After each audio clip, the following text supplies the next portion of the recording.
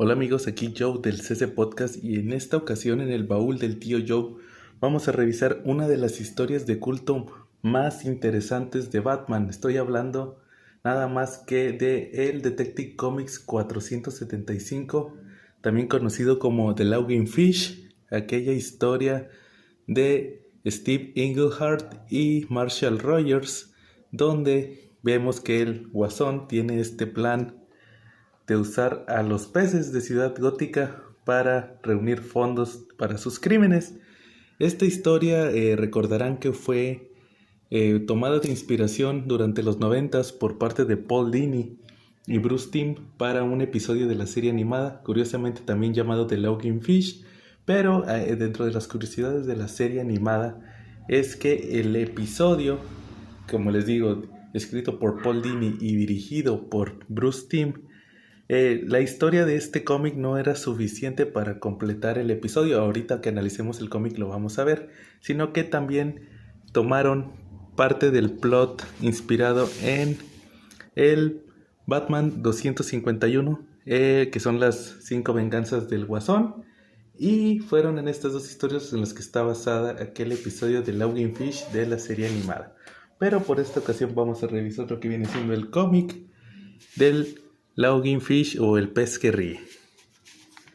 Como les digo, esta historia es de Steve Englehart y Marshall Rogers en los dibujos, y lo que vemos es esta etapa de Batman conocida como Strange Apparitions, donde vemos a Batman combatir a villanos como Hugo Strange, como Deadshot, que es donde debuta el traje moderno de Deadshot, el que pudimos ver en la película de Suicide Squad. Antes era una especie de vaquero, pero Steve Englehart nos presenta esta historia de The Laughing Fish, donde vemos primero a la sensual Silver St. Cloud, la novia en turno de Bruce Wayne, y tenemos este dilema donde Bruce, en su identidad de Batman, descubre que Silver conoce su identidad y al mismo tiempo Silver sabe que Bruce es Batman y no puede revelarle la identidad. Sabe que es peligroso, o más bien ve a Batman como una figura peligrosa, y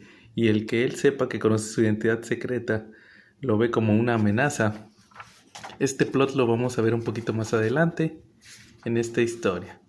Por otro lado, vemos que Batman, al retirarse de ese encuentro con Silver donde trataba de que ella confesara que sabía su identidad, Batman se encuentra con estos pescadores que le indican que hay algo raro con los peces. Resulta que los peces tienen una sonrisa como el Guasón, y al mismo tiempo vemos que el Guasón decide visitar la oficina de derechos de autor, donde se encuentra con el encargado, que es un tal Mr. Francis, si no mal lo recuerdo. Aquí debe de venir. Sí, era el señor Francis, me parece.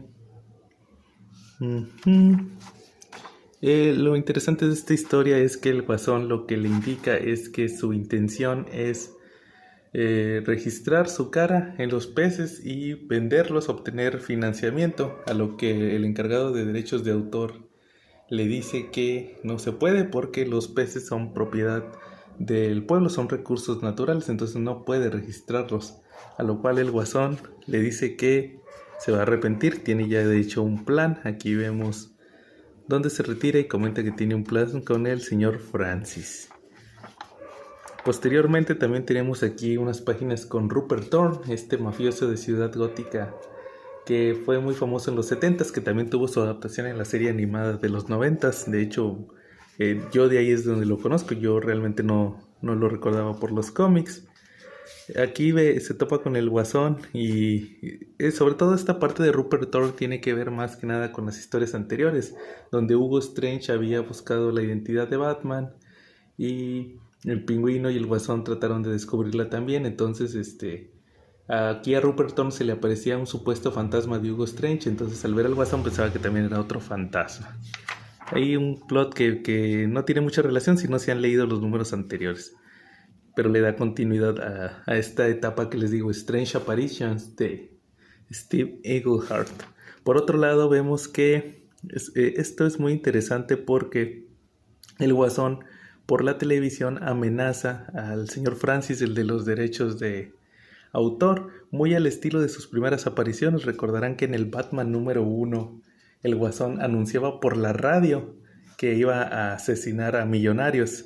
Y en la adaptación de esta primera historia, que fue El hombre que ríe, historia que acaba de ser publicada hace menos de un mes aquí en México por Editorial Televisa, en la adaptación moderna lo hacía por televisión. Justamente el modus operandi del Guasón era anunciar que los millonarios morirían a la medianoche. Aquí en el caso de esta historia de Logan Fish, él también anuncia que el señor Francis de los derechos de autor va a morir a las 12 de la noche. Entonces Batman llega para ver si hay algo que pueda hacer al respecto, que tratar de salvar la vida de este hombre. A lo cual de repente llega ahí el gas de la risa del Guasón, a lo cual Batman decide darle su inhalador aquí al Mr. Francis, pero resulta que como quiera fallece. Aquí da a entender Batman que fue solamente una distracción porque ya estaba envenenado desde antes. Posteriormente vemos en esta historia de Logan Fish que Silver se encuentra con Rupert Thorne en el camino. Y prácticamente es como termina este Logan Fish. Les digo, fue una historia que quedó a medias. Realmente el plot avanzaría hasta números posteriores. De hecho, por lo mismo, como les comentaba hace un momento, en la serie animada decidieron combinarlo con la historia de los 5 venganzas del Guasón para completar el plot de esta historia para el episodio de la serie animada. Pero queda como una bonita anécdota. Esto de Logan Fish es una de las portadas más icónicas del Guasón. Esta historia donde quiso registrar a derechos de autor su sonrisa en los peces de Ciudad Gótica. Esta edición es la Facsimile Edition, salió justamente hace un par de semanas. Y otro detalle muy interesante por el cual me quise hacer este video es por la publicidad que pudieron haber visto ahorita que estuve hojeando el cómic.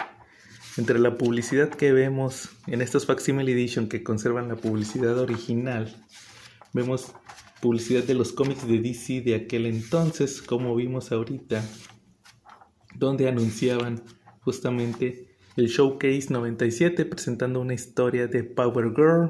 También pósters podían comprar en aquel entonces a $2, un póster de John Travolta, uno de Farrah Fawcett. También aquí anuncian uno de Kiss y de los Hardy Boys. Sobre todo esta publicidad también me llama mucho la atención porque aquí dicen, o más bien anuncian, una nueva serie con un personaje llamado Firestorm. Y el cómic está a cargo de Jerry Conway y Al Mingrove.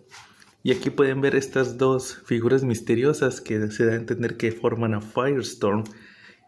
Me llamó mucho la atención porque salen ensombrecidas. En aquel entonces, justamente en ese Firestorm número 1, es donde vemos el debut de Ronnie Raymond y el profesor Martin Stein, que son los que forman a Firestorm. Y aquí decía que aquel 6 de diciembre de 1973 veríamos el debut de este personaje.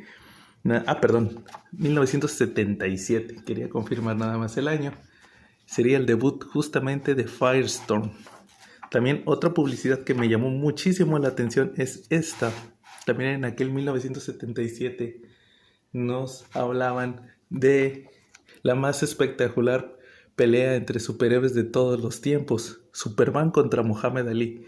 Si ya han visto nuestros videos del CC Podcast podrán ver que yo ya hice un video sobre el cómic de Superman contra Muhammad Ali. En ese caso era la versión deluxe, pero aquí en aquel 1977 nos avisaban de este cómic que saldría, la batalla épica entre el campeón de peso completo de boxeo Muhammad Ali contra Superman, y nos ponían aquí que podíamos ordenarlo a DC Comics llenando esta publicidad y mandándola por correo.